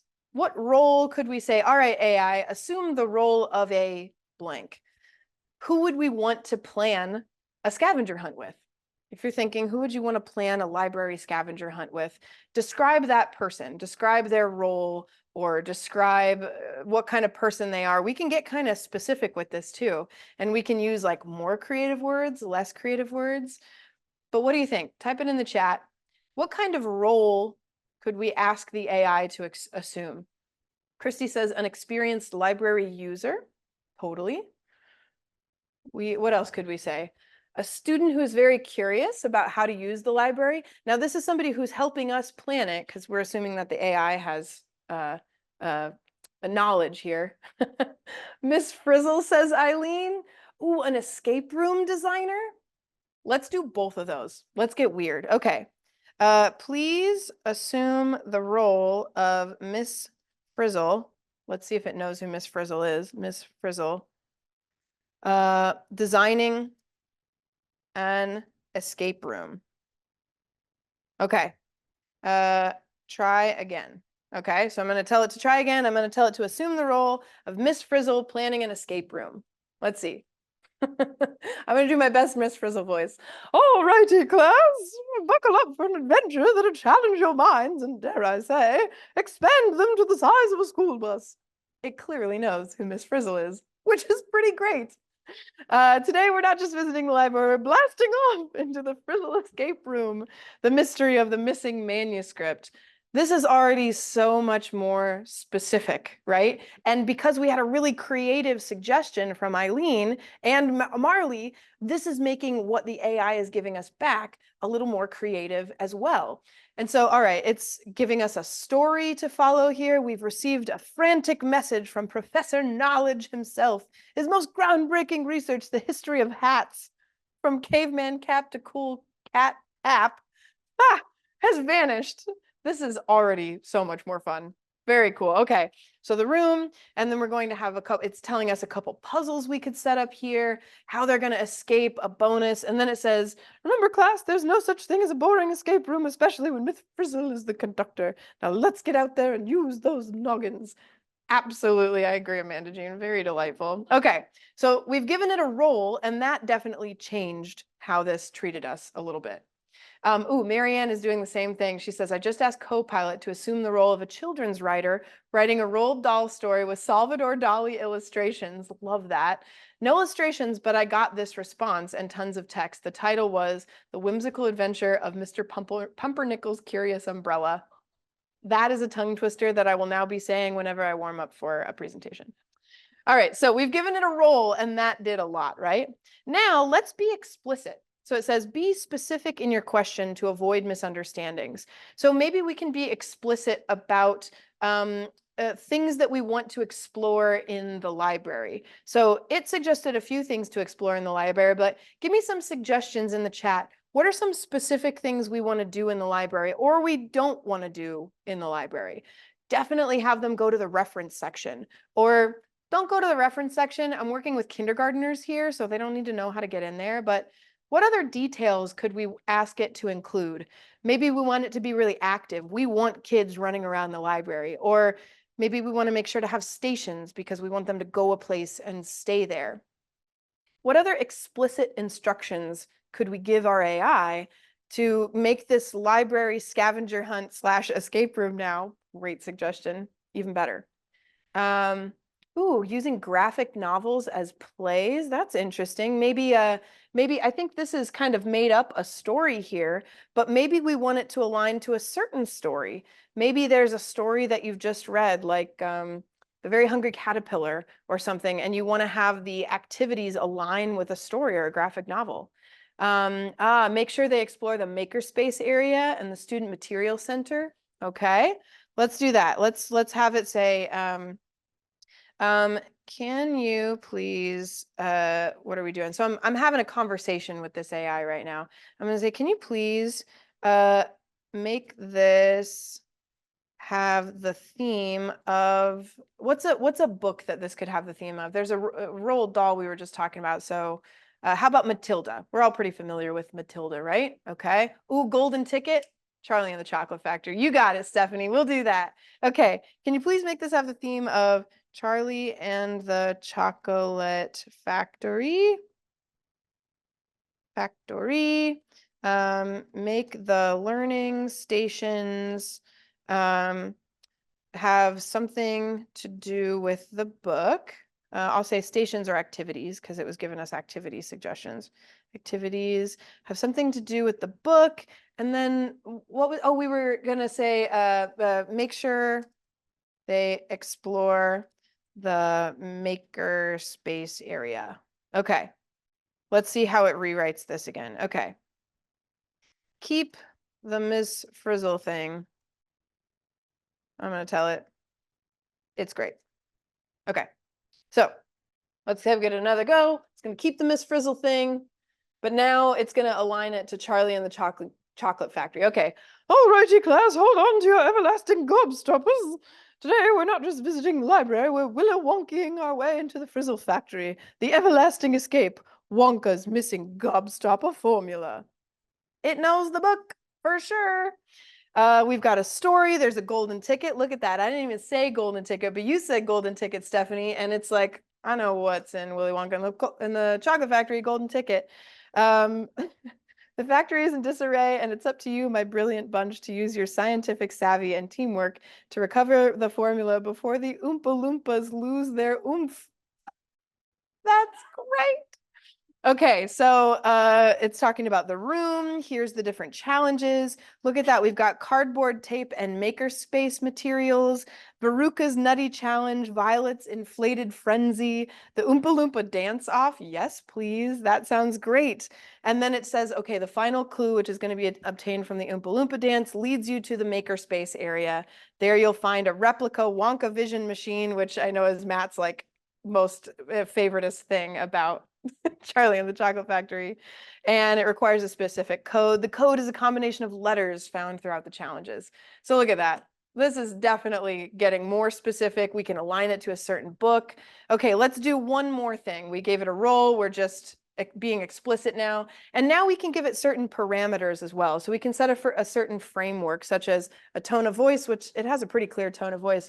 But maybe we want this in a different format. Maybe we want it in a script format, or maybe we want like specify which parts I read out loud and then give me a checklist for these other things. Is there a format or other parameters? This has to be done within 30 minutes, or I've only got second grade here, or this needs to work for K through 5. Tell me how to adjust this down for kindergarten and up for 5th grade. What parameters, what framework, think framework, format, limitations, things like that. What other things could we ask it to do? Maybe think about yourself. If you were designing a library scavenger hunt, would you need it to last only a certain amount of time? Would you want it to serve just certain ages of kids? And Marianne says, these are great prompts. I agree. These are, you guys, I mean, we're crowdsourcing this. This is happening live. Okay, Natalie says 20-minute time frame. Let's do that. We'll just say, this has to be completed in 20 minutes. Can you shorten it for me? But keep the Wonka thing and the Frizzle stuff. Great. Okay. Oh, and I need to also be able, based on Rachel's suggestion, I need to also be able to adjust this for kindergarten through 5th graders. What adjustments would I need to make? Okay, great. Oh, I liked Eileen's suggestion to add a bonus. Yep. Marianne had a great question in the chat, which I will come back to in just a moment here. But okay, now we've got, alrighty class, Wonka's missing gobstopper. Okay. It's a little shorter. You might notice that this one is automatically a little shorter than this one. This took up like 3 lines of text. This one's only 2, so it's shortening it for me. It's got different challenges. It says the challenges are going to be 20 minutes. And then look at this. It's got some K2 grade adjustments, some 3rd through 5th grade grade adjustments. There we go. Very cool. So Marianne had asked, could AI differentiate roles for kids with dyslexia? Let's ask it. Can you suggest some ways that we could, not we, I'm a person, I could differentiate this activity for students with how'd you spell dyslexia? D-Y-S, dyslexia, got it. Okay, so let's see if it can do some suggestions for that. Can you suggest some ways? It says, absolutely, here's some ways you could differentiate the Frizzle's factory thing. Provide the clues and instructions in multiple formats, a printed version with dyslexia-friendly font like Open Dyslexic. Maybe you knew about that font, maybe you didn't. Have an audio recording. I don't know if you've seen that like button thing that a lot of teachers are getting. It's basically like the that was easy button, but you can record your own thing. Totally. Allow for partner work, maybe? Absolutely. Consider creating a short video with some clear visuals and narration. These are great. And then some other things that we can do during the activity as well. Plus some additional considerations like minimizing distractions, offering positive reinforcement. Now, this is just an AI suggesting it, so I don't know if Open Dyslexic is a thing. I'd want to research that, right? If you already know a little bit about dyslexia and how to serve students with that, make sure you check that out. If you're not a reading support teacher, if you don't know that much about dyslexia, check with a real human being to make sure that these are good suggestions, right? Samantha says, yes, it is a real format and your students really prefer it. Oh, that's great, Samantha. So it's offering real suggestions here. But you can see how from the basic, hey, help us plan a scavenger hunt in the library, to now a much more in-depth, text-aligned, differentiated activity for K through 5th grade kids that'll only take about 20 minutes. We did that in about 10 minutes here using AI to help inspire us. Plus, the fact that we were crowdsourcing a lot of these things made it really fun. Now, there's a couple other things that you could ask it to do, like have it ask you some clarifying questions. A good one with that is just like, hey, ask me questions. If there's anything I forgot, be sure to ask me questions about it. That's kind of a good general one. You can ask, you can give it some emotions, like, hey, AI, breathe in and breathe out. Really do your best. It's important to me. This one is fascinating to me because AIs don't breathe. They don't have lungs. Why does that affect how it responds? Well, because this AI was trained on human speech. This is how we talk to each other. If I'm asking you to do something that might make you nervous, and often when I'm teaching coding and robotics, I am asking teachers to do things that will make them nervous. I will often say, all right, so this next part is going to be a little confusing, but we've got this. So take a deep breath with me, everybody, and let's go ahead and download our first program. This is how humans talk to each other. And because AI is trained on how humans talk to each other, having cueing the AI like you would talk to a person also works because it's trained on real people's talking to each other. And different AI systems like Gemini or ChatGPT, they're trained on different data sets. But I know that in Google Gemini, one of the data sets that this has been trained on is the transcript of every single YouTube video, because it's Google and they own YouTube. Now, not to say this one's better than other ones. In fact, a lot of people who use AI prefer other tools over that one. But I think that's one of the things that makes that one, some of those responses kind of cool, is that it's a little bit more conversational. Marley has a really important point. She says, always verify and check AI suggestions. Responses will be just as confidently incorrect as they are correct.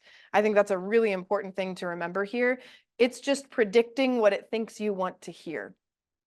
And sometimes you may want to hear something that's not true, right? So be sure to always check anything you get from an AI. But hopefully that activity showed you some ways that you could use AI to do something that's useful and important to you. So my question for you in the chat is, if you were an AI participant, what did you think of that project? And everybody else, how could you use that in your classroom? Did you find that useful? Did you find that informative? Was that an interesting example? What did you think of doing a little bit of prompt engineering together as a group? Let me know in the chat. And How could you actually use that either in your classroom or for yourself as a teacher? Let's see. Oh, Marianne has an example. Marianne says, my cousin asked AI, in your experience, where'd it go? In your experience, and it didn't short circuit. I'm assuming this is also human speech programming. So it won't short circuit an AI if I say in your experience, right? Because it's going to respond like a person would respond. And if you asked me, in your experience, maybe that would make me feel more confident because like, oh, I don't have to have the answer. I just have to say, well, in my experience, because I can speak confidently about that, right? It's trained on human speech. It is a large language model, so it's responding like we would as well. I learned a new font to integrate on my papers, says Meg. Oh, I love it. This will really kick up my creativity, says Christy. Karen says, I would like to use this to align center activities with a teaching point using a theme. Absolutely. It was a really interesting. I really liked that it was able to differentiate. It was interesting, inspiring, and instructive. I think that activity allows my idea to take wings and doesn't just limit me to what first pops into my head. Yeah, I've definitely been using AI over the past few months as sort of a collaborator, a creative collaborator, so that if Matt's busy and I can't say, Matt, what should we do? There's no stand-in for Matt, but it's been helpful. All right, we're going to go back to Mentimeter one more time, and then we'll end with a little tour here. But I've got another question for you in Mentimeter, so you can either go back to Mentimeter, or if you still have it open, you can just click on it again. So go back to Mentimeter, and I'd love to know what is going to stick with you from today's session. We showed you a bunch of different activities, the feedable robot, and how to use a conditional statement to program a light sensor and make it a little more accurate. Maybe that's exciting for you. Or how that step counter activity with the microbit, maybe that's going to stick with you, and now you're going to go for a walk with your microbit. Or maybe just doing this AI activity. But feel free to type in that Mentimeter what is going to stick with you from today's session. And these are all anonymous. Also, you can incorporate more than one. Oh, does it say responding is off? You may need to reload the page. There we go. We got responses coming in. So you may need to reload the page if it says responses are off. That should help. And let's see. Amanda Jean, would you help me read a couple of these out? Of course. The hummingbird for sure. I'm going to try to get at least one, but would love more. Yeah, absolutely. And you know what? Something that we'll include in the resource document is how to get hummingbird kits and purchase them from a trusted provider through Donors Choose, because they're not naturally available through Donors Choose, but you can totally do it. And I'll include a document on the resource document if you want to try to use Donors Choose to get some more hummingbird stuff. How about this one? AI activity and step counter. Excellent. Glad to hear it. How about this one? Integrating open dyslexic font, trying out some of the microbit activities, creating a club for hummingbird kit projects. Man, it is so fun if you've got, I mean, I transitioned from in-school teacher to out-of-school teacher just because I really like the freedom of what you're allowed to do in after-school programs, especially with something creative like the hummingbird kit. I can't wait to see what you do in your classrooms and clubs. Let's see. How about this one? It was good to see some of the AI provider options. I want to try a few for coding. Excellent. There are some great AI tools out there. Microsoft Copilot. I can say that our CTO, Mike Cotterman, he uses Copilot all the time to help him kind of start creating code, and then he'll go back and check it and make it better. But it's really good to know what is going to stick with you guys from this session today. So if you guys have any questions or have suggestions for what you'd like to see for next time, feel free to put those in the chat. But since we had so many people asking for it last time, we thought we'd give you a little tour of our new space. So we're going to go to our behind the scenes camera and give you a little tour around here. But if you have any questions for us or anything you'd like to see next time in our Skill Builder series, please do go ahead and put those in the chat. We would love to check those out. So without further ado, I'm going to go to our behind the scenes camera. Here we are. We are behind the scenes. There we are. Okay, great. So hello, everybody. Here's what it looks like behind the scenes where I stand.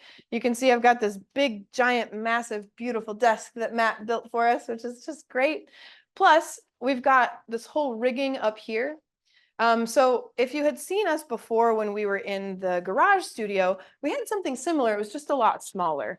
When we were in the garage, we only had about 450 square feet of space. It was a small 2-car garage. But now in this room, we have 900 square feet of space, which is just like, look at this. It's pretty cool. So we're now located in an old school building. So this is actually an old classroom. And perhaps as we look around, especially at the floors and the windows, and even some chalkboards that are still in here, you'll be able to see it. Marianne says, luxury deluxe, way to go. Oh, thank you so much. Excellent. So we've got our teaching station here. We've got some placers where we can store stuff. If you want to know what it looks like where I stand or where Amanda Jean stands, we've got this big giant screen in front of us here. I'll just stand in front of it for reference. It's huge. It's really big. And we've got all these bright lights pointed at us. Plus we've got some additional screens over here so we can always see what's going on. There's always things just off camera that are sort of prepped and ready for us to do or go to. But then through here, this area right here, I'm actually going to walk back there really quick so you can see what I see when I'm looking at Matt. Usually, oh, you're going to come back with me or you're going to stay up there? Okay, great. So I just went back here and now we have a tech booth. So I'm in the tech booth now and there's this green border around it that shows that we're unmuted. And if I hit this big red button, if I hit it again, now you can hear me. So we have a big red button for muting, which is cool. There's a big soundboard and stuff back here, which is pretty massive and huge. And what else do we have? So I'll come back out into the main space. Matt is standing up on a little stage that we built for standing comfort here. And then over here, we've got our side studio. And Amanda Jean. Hi, Amanda Jean. Hi. So over here with this grid over here, when we do our student shows, this is where we set the robot mini golf course or the aerobics studio or the haunted house. These big tables are where we set all of that up on. And because we've got so much space, we have 2. So we can set 2 shows up at once and they're on these wheels. So we can even roll one table out and roll the other table in, which is pretty cool.